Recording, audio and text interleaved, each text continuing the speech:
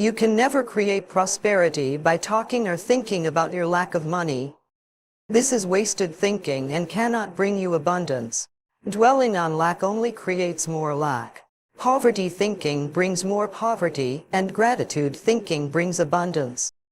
There are a few affirmations and attitudes that are guaranteed to keep prosperity beyond reach.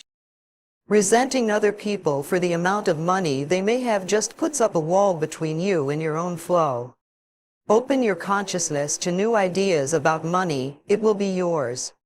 There is never enough money is a terrible affirmation to use.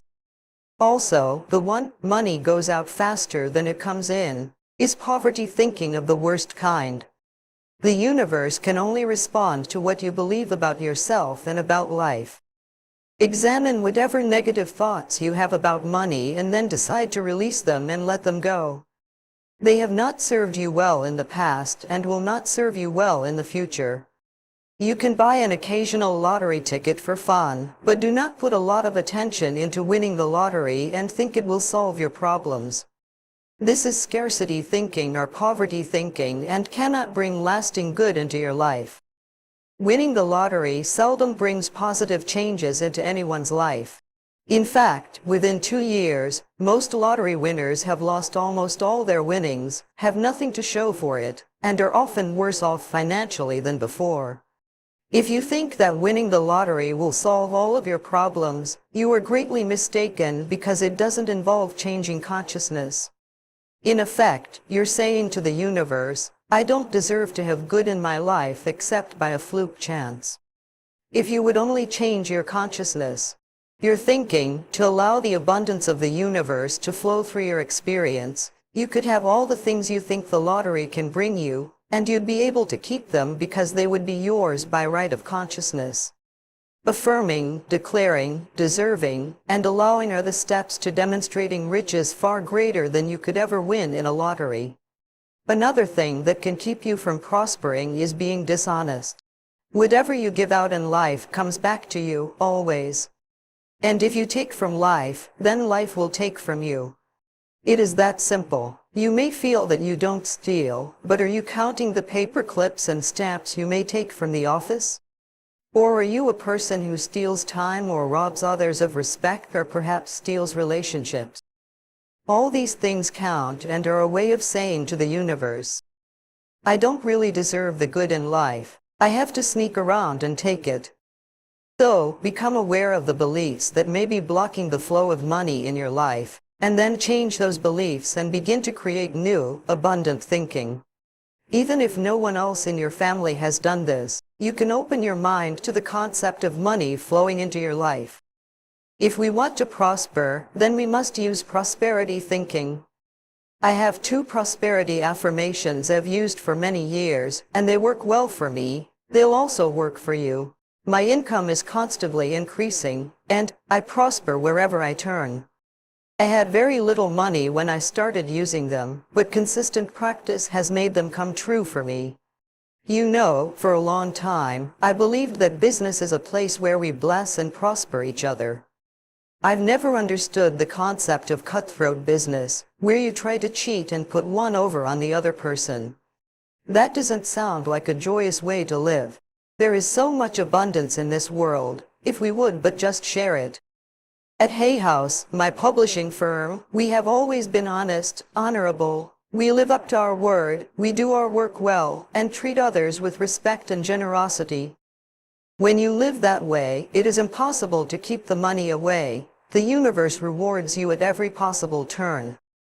Today, we have a fabulous reputation in the publishing world, and so much business that we are turning it away. We do not want to grow so big that we lose the personal touch. Now, if I, an abused child who did not finish high school, can do it, so can you. Once a day, stand with your arms open wide and say with joy, I am open and receptive to all the good and abundance in the universe, and thank you, life. Life will hear you and respond. You can never express yourself creatively by talking or thinking about what a klutz you are. If you say, I have no creativity, then that is an affirmation that will be true for you for as long as you continue to use it. There is an innate creativity flowing in all of us. And if we let it out, it will surprise and delight us. We are all tapped into the creative flow of energy in the universe. Some of us express ourselves more creatively than others, but we all can do it. We all create our lives every day. Each of us has unique talents and abilities. Unfortunately, too many of us had well-meaning adults stifle that creativity when we were children. I had a teacher who told me I couldn't dance because I was too tall. And a friend was told he couldn't draw because he drew the wrong tree. It's all so silly, but we were obedient children and believed the messages. But now, you can go beyond them. Another false assumption is that you must be an artist to be creative. That is one form of creativity, and there are so many more. You are creating every moment of your life, from the most common, ordinary creations of new cells in your body, to choosing your emotional responses, to your present job, to your bank account, to your relationships with friends, and to your very attitudes about yourself. It's all creativity. You could be a really good bed maker, you could cook delicious food, you could do your job creatively, you could be creative in the garden, or you could be creative in the ways that you are kind to others. These are a few of the millions of ways of expressing yourself creatively. No matter how you choose to express yourself creatively, you want to have satisfaction and to be deeply fulfilled by all that you do. If you allow it, you are divinely guided by Spirit at all times. Know that Spirit makes no mistakes. When there is a strong desire within you to express or create something, know that feeling is divine discontent. Our longing is our calling, no matter what it is. If we go with it, we will be guided, guarded, and assured of success. When a purpose or a path is laid before us, we have a choice: to trust and go with it, or remain stuck in fear. Trusting the perfection which resides within you is the key. I know it can be frightening, everybody is afraid of something. But we can do it anyway. Remember, the universe loves you and wants you to succeed at everything you do. You are expressing yourself creatively every moment of the day. In fact, expressing yourself creatively is the only thing you do. You are being you in your own unique way all the time. Knowing that, you can now release any mental beliefs that you are not creative and go for each and every project that comes to mind. And never think you're too old for anything. My own life did not begin to have meaning until I was in my mid-40s. When I started teaching at 50, I began my publishing company on a very small scale. At 55, I ventured into the world of computers, taking classes and overcoming the fear of them.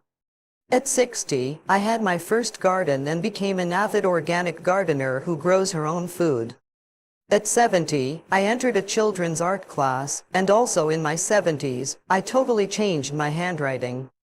At 75, I graduated to an adult's art class and started to sell my paintings. My current art teacher wants me to get involved with sculpture next. At the same time, I took up yoga, and my body is making positive changes. A few months ago, at 76, I decided to stretch myself in areas that scared me, and I took up ballroom dance. Now, I'm taking several classes a week and fulfilling my childhood dream of learning to dance. I love to learn things I have not experienced. Who knows what I'll do in the future, but I know I will be doing my affirmations and expressing new creativity until the day I leave the planet. So, if there's a particular project you want to do, or if you just want to be more creative in general, then you can use some of these affirmations and use them joyously as you release your creativity in 1,000,001 different projects. Imagine being able to face life's ups and downs with a calm heart and a clear mind. This isn't just a distant dream, but a real possibility when you master the art of detachment. Now, you might be wondering, what exactly does detachment mean in this context? It's not about becoming indifferent or uncaring. Instead, think of it as a superpower. Detachment allows you to navigate through life's challenges with grace, maintaining your inner peace and clarity no matter what the world throws your way. It's about being fully engaged in the present, loving deeply yet not being overwhelmed by temporary emotions or circumstances. This ability isn't just life-changing. It's the secret to unlocking a superior level of human capability and achieving unparalleled personal growth. Delving into the heart of detachment reveals a world where freedom and resilience flourish.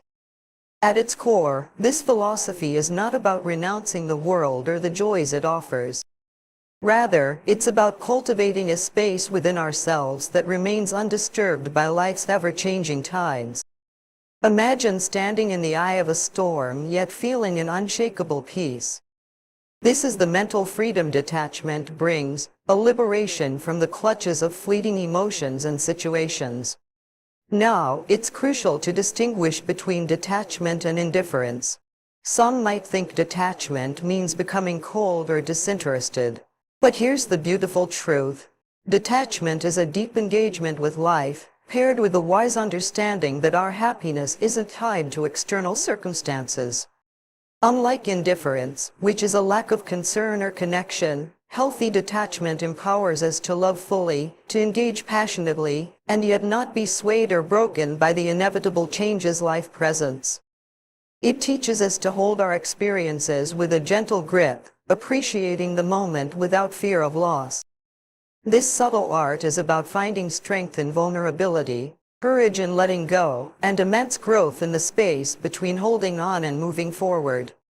Stepping into the practice of detachment opens doors to a sanctuary of emotional and mental well-being. It's like discovering a hidden pathway to serenity amidst the chaos of everyday life. When we learn to detach, we're not evading our feelings or ignoring our troubles. Instead, we're giving ourselves permission to experience life fully, without letting our peace be hijacked by every passing storm. This gentle yet profound shift reduces the weight of stress and anxiety, allowing us to breathe easier, think clearly, and live more joyfully. Detachment teaches us to navigate the waters of our emotions without getting lost at sea. It doesn't mean we stop feeling deeply. On the contrary, it allows us to experience our emotions with clarity and wisdom, understanding that they are transient visitors, not permanent residents. By not clinging tightly to every thought and feeling, we cultivate a resilience that buoys us through life's highs and lows with grace and balance. In the realm of relationships and social interactions, the practice of detachment works like magic, transforming how we connect with others. It encourages us to engage with people from a place of fullness, not neediness or dependency.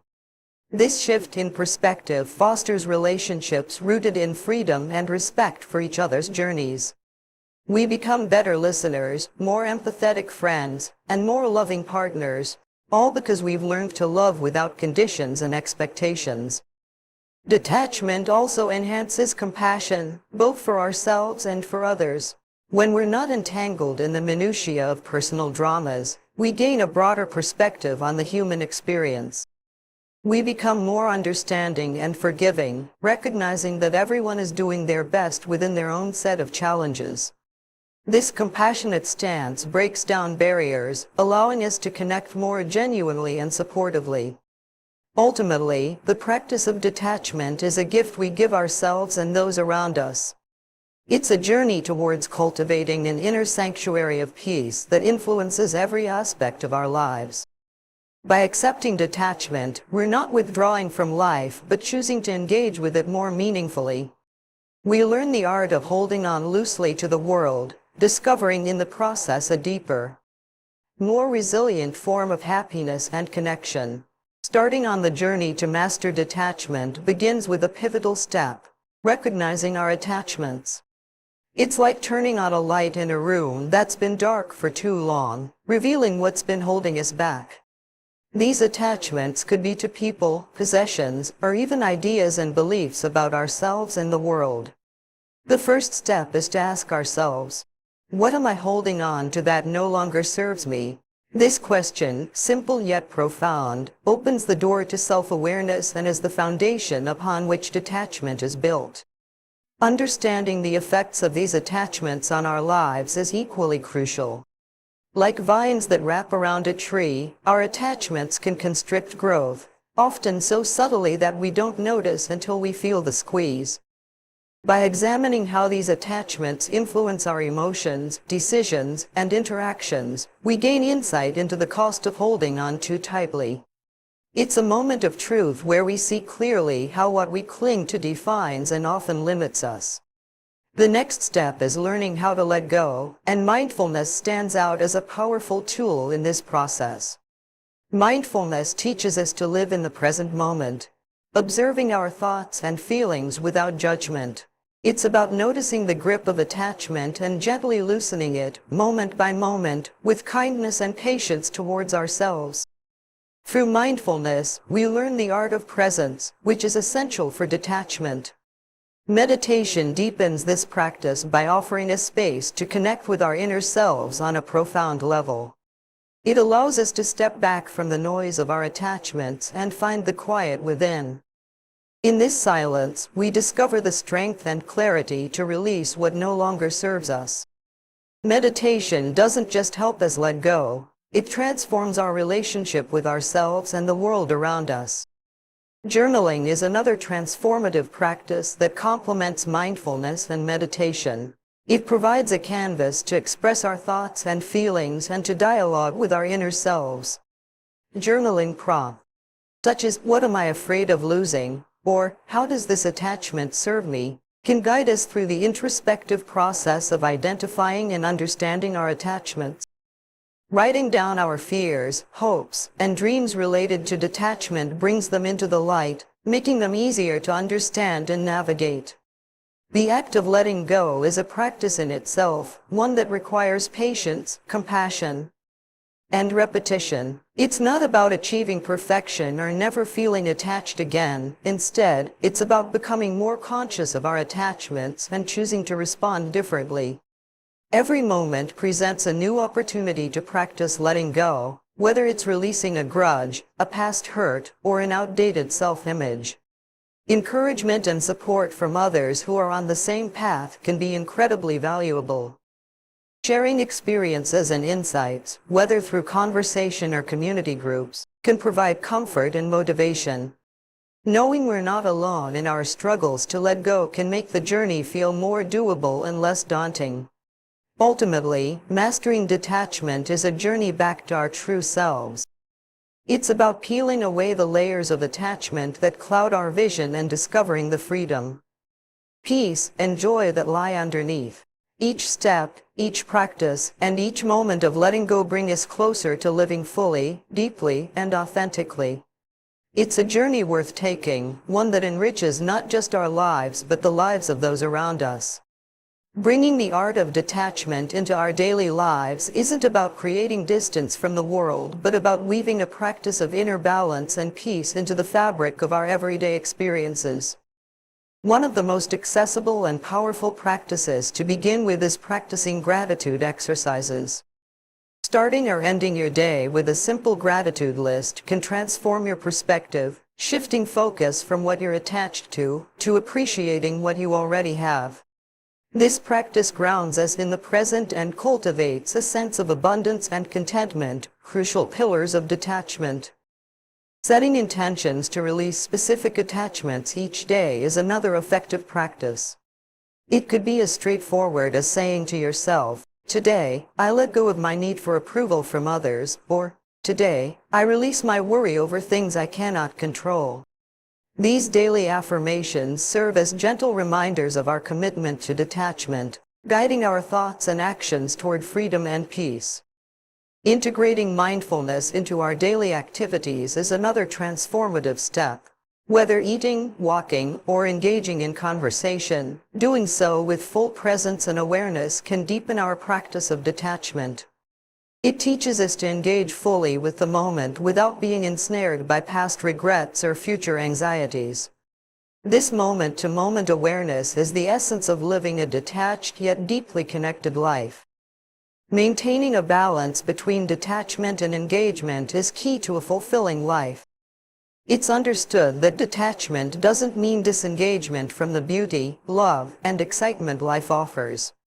Rather, it's about engaging with life on a deeper level, free from the fear of loss or change. This balance ensures we live fully, love deeply, and yet remain centered and peaceful within. To achieve this balance, it's helpful to regularly check in with ourselves, asking questions like, am I holding on to this situation or emotion out of fear or love? And, is my engagement with this aspect of my life enhancing my peace or disturbing it? Such introspection helps us to realign our actions with the principle of detached engagement, ensuring we're living by our deepest values. Accepting the practice of detachment also involves accepting and letting go of the need for outcomes to be a certain way. It's about doing our best, then stepping back and letting life unfold. This acceptance doesn't dampen our passion or drive. Instead, it frees us from the anxiety of attachment to results, allowing us to experience a deeper joy in the process of living and contributing. Incorporating detachment into daily life is a journey toward inner freedom and joy. It's a path marked by gratitude, intention, mindfulness, and balance. As we practice these principles, we find ourselves more deeply engaged with the present, more compassionate towards others, and more at peace with the ever-changing dance of life. This is the true essence of living detachedly, fully immersed in the beauty of the moment yet free from the chains of attachment. As we wrap up our exploration of the art of detachment, remember that this journey is one of immense growth and liberation. Mastering detachment is not an overnight transformation but a gentle unfolding, a path paved with patience, practice, and persistence. It's a testament to the strength within each of us, a strength that allows us to experience life's fullness while remaining anchored in our inner peace. I encourage you, from this moment forward, to pause and reflect on your attachments. Ask yourself, what am I holding on to that might be holding me back? Begin to implement the strategies we've discussed today, whether it's starting your day with gratitude, setting intentions to let go, or accepting mindfulness in your daily tasks. Remember, detachment doesn't mean distancing yourself from the world but engaging with it more profoundly without letting it define or consume you. I invite you to share your thoughts, experiences, or any practices that have helped you along the path of detachment. Your journey is unique, and sharing it can inspire and encourage others on their own paths. So please don't hesitate to leave a comment below. And if you found value in this discussion, give this video a like and subscribe to the channel for more insights into living a more peaceful, balanced, and joyful life.